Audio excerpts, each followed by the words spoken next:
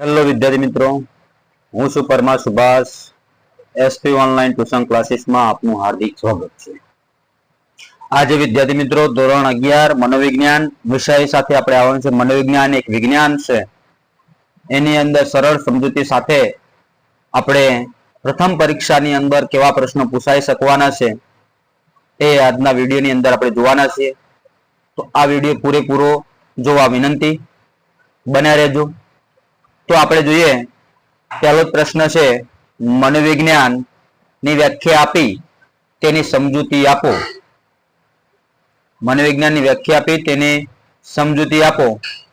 તો મનોવિજ્ઞાન ની વ્યાખ્યા આપણે અહીંયા જોઈએ છે કે મનોવિજ્ઞાન એ માનવી અને પ્રાણીઓના વર્તનનું મનોવિજ્ઞાન એ માનવી અને પ્રાણીઓના વર્તનનું અભ્યાસ કરતું વિજ્ઞાન છે. આવું કોને કીધું હતું ભાઈ? સીટી મોર્ગન નામના મનોવૈજ્ઞાનિકે કીધેલું કે મનોવિજ્ઞાન એ માનવી અને પ્રાણીઓના વર્તનનો અભ્યાસ કરતું વિજ્ઞાન છે. આધુનિક યુગમાં મનોવિજ્ઞાન જીવનના વિવિધ ક્ષેત્રોમાં પોતાના સિદ્ધાંતો વિનિયોગ કરે છે. તેનો અભિગમ અને ચોકસાઈ ભર્યો અને વાસ્તવિક પણ હોય છે. તો મનોવિજ્ઞાન એ માનવી અને પ્રાણીઓના જે બધા જ એના શું કરે છે, જે વર્તન કરે છે, બિહેવિયર કરે છે, એનો અભ્યાસ કરે છે.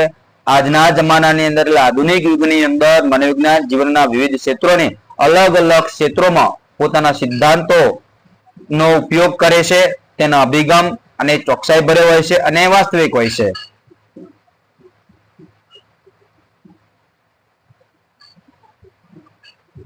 આપણે અહીંયા જોઈએ કે વાસ્તવિક, પછી સંશોધનાત્મક હોય છે, સંશોધન કરે છે, તાર્કિક અને વસ્તુલક્ષી તથા પદ્ધતિસરનો હોય છે.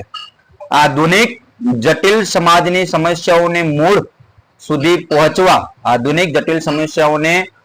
સુધી પહોંચવા માટે મનોવિજ્ઞાનનો ઉપયોગ જરૂરી છે.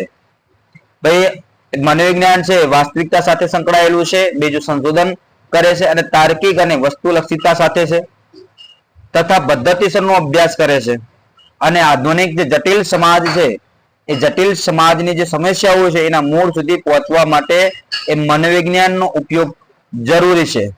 મનોવિજ્ઞાન એ માનવીનો સ્વભાવ અને વ્યક્તિત્વ, માનવીનો બિહેવિયર્સ અને એની પર્સનાલિટી અને એની શક્તિઓ અને મર્યાદાઓ અંગે સાચી સમજ કેળવવા ખૂબ ઉપયોગી છે.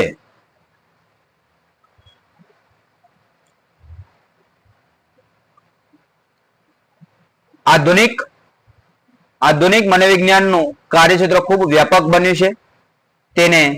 તેની વિવિધ શાખાઓ વિકાસ પણ પામે છે. હવે આપણે જોઈશું મનોવિજ્ઞાનનો અર્થ. મનોવિજ્ઞાન શું કહેવા માંગે છે? તો મનોવિજ્ઞાનનું વિષય વસ્તુ શું છે?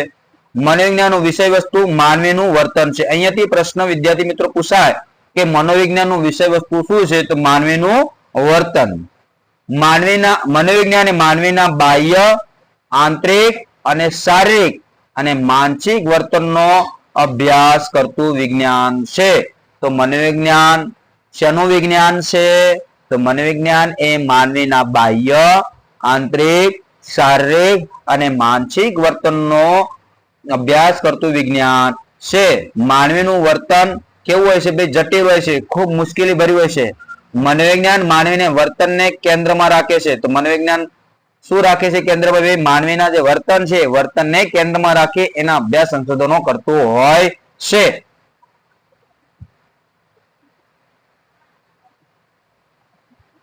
અને તેનો અભ્યાસ અને દ્રષ્ટિકોણથી કરે છે. મનોવિજ્ઞાન અને વિવિધ અભ્યાસ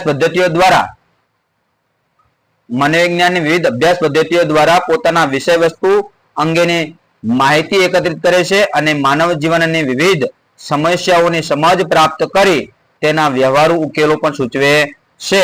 આપણે મનોવિજ્ઞાનની વ્યાખ્યાઓ જોઈએ તો મનોવિજ્ઞાનની વ્યાખ્યાઓની અંદર તો પ્રાચીન સમયમાં ઘણા તત્વચિંતકોએ, આધુનિક મનોવૈજ્ઞાનિકોએ મનોવિજ્ઞાનની વ્યાખ્યાઓ આપેલી છે. તો આપણે એ મનોવિજ્ઞાનની વ્યાખ્યાઓ જોઈએ તો પહેલું જોઈએ એચ.ઈ. ગેરેટની. આપણે મનોવૈજ્ઞાનિક એચ.ઈ. ગેરેટ છે એમને આપેલી મનોવિજ્ઞાનની વ્યાખ્યા જોઈએ તો મનોવિજ્ઞાન એ વાતાવરણના સંદર્ભમાં, મનોવિજ્ઞાન શું છે ભાઈ? એ વાતાવરણના સંદર્ભમાં, જેવું વાતાવરણ હોય એના સંદર્ભ એ વસ્તુની અંદર માનવી અને માનવેતર, માનવેતર એટલે પ્રાણી, માનવેતર એટલે શું કહેવાય? પ્રાણી. માનવેતર એટલે પ્રાણી નું વ્યક્ત થતા વર્તનનો અભ્યાસ કરતું વિજ્ઞાન છે. જેવું મનોવિજ્ઞાની કહેવા માંગે છે કે જે વાતાવરણ છે એ વાતાવરણને અનુકૂળ માનવી અને માનવેતર, માનવેતર પ્રાણીઓ એ બંને એ પ્રમાણે વર્તન કરતા થશે. એટલે એ પ્રમાણે વર્તનનો અભ્યાસ કરશે. વર્તન એ પ્રમાણે કરવાનું. જેવું તમારું વાતાવરણ એવું તમે એ બિહેવિયર્સ તમે કરતા હોય છો. બીજું આપણે જોઈએ સીટી મોર્ગને આપેલી મનોવિજ્ઞાનની વ્યાખ્યા. તો સીટી મોર્ગને આપણે આગળ પણ જોયું કે મનોવિજ્ઞાન એ માનવી અને પ્રાણીઓનું વર્તનનું શું કરે છે ભાઈ? અભ્યાસ કરે છે. તમે જુઓ અહીંયા ખાસ મજાનો અહીંયા સીટી મોર્ગને તમે જેવું માનવી અને પ્રાણી જે છે એ શાના ઉપર આધારિત વર્તન કરે? પોતાના વર્તન બિહેવિયર્સ નું જોવા મળે છે આપણને. તો વિદ્યાર્થી મિત્રો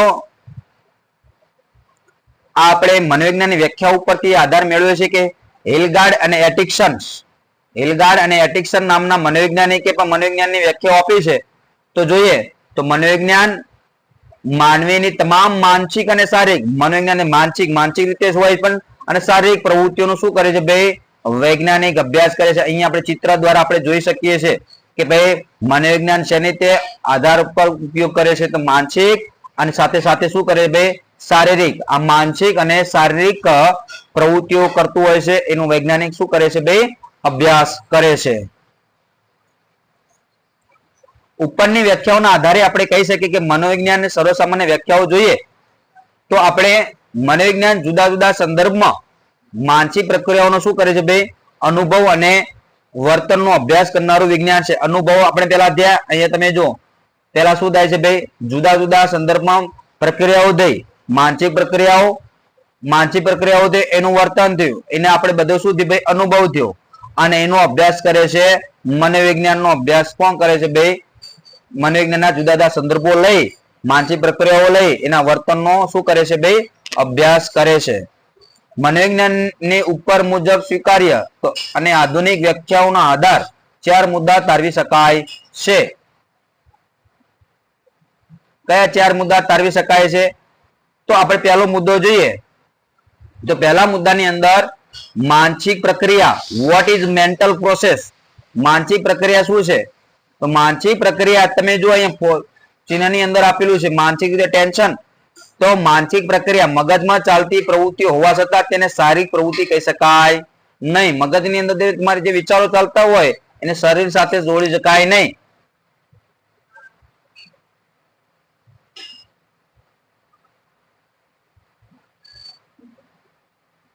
તેથી પ્રવૃત્તિઓ મગજમાં ચાલતી પ્રવૃત્તિઓ સાથે નહીં પરંતુ બાહ્ય જગત પર અસ્તિત્વ ધરાવતા પદાર્થો, ઘટનાઓ અને પ્રવૃત્તિઓ સાથેનો સંબંધ ધરાવે છે. આમ માનસિક પ્રક્રિયા એ વસ્તુલક્ષી પણ છે અને વસ્તુલક્ષી તો પણ છે જ અને સાથે સાથે આંતરિક માનસિક પ્રક્રિયા પ્રવૃત્તિનો પણ શું થાય છે? અંદર સમાવેશ થતો હોય છે. દાખલા તરીકે કોઈ વ્યક્તિ આપણે વિચારણા કરી શકતા નથી, કોઈ વ્યક્તિની વિચારણા આપણે જોઈ શકતા નથી, પરંતુ વ્યક્તિની સમસ્યા કેવી રીતે ઉકેલવું તેનું નિરીક્ષણ કરીને ધારણા તો કરી શકીએ છીએ. આપણે કોઈ વ્યક્તિ વિચારતો હોય એ વ્યક્તિ શું વિચારે છે એ આપણે જોઈ શકતા નથી, પણ હા એની જે સમસ્યા છે એ સમસ્યાની આપણે ખાલી ધારણા કરી શકીએ, કલ્પના કરી શકીએ અને કલ્પનાના આધાર પર એનું નિરીક્ષણ કરી એની સમસ્યા ઉકેલવામાં આપણે શું કરીએ છીએ? મદદરૂપ થઈ શકીએ છીએ. તો અહીંયા આપણે જોયું છે, આ ફોટાની અંદર બતાવે છે. તો વિદ્યાર્થી મિત્રો આ હતા મનોવિજ્ઞાન ની વ્યાખ્યા આપી, તેની સમજૂતી આપો. તો હું આશા રાખું છું આ વિડીયોના માધ્યમથી તમારો આ પ્રશ્ન 5 ગુણનો પ્રશ્ન તમને સરળથી સમજૂતી મળે. તો આ વિડીયોને ગમ્યો હોય તો તમારા મિત્રોને શેર કરજો, લાઈક કરજો અને નવા હોય તો સબસ્ક્રાઇબ કરવાનું ભૂલતા નહીં. આવા નવા વિડીયો સાથે હું મળતો રહીશ. જય હિન્દ, જય ભારત.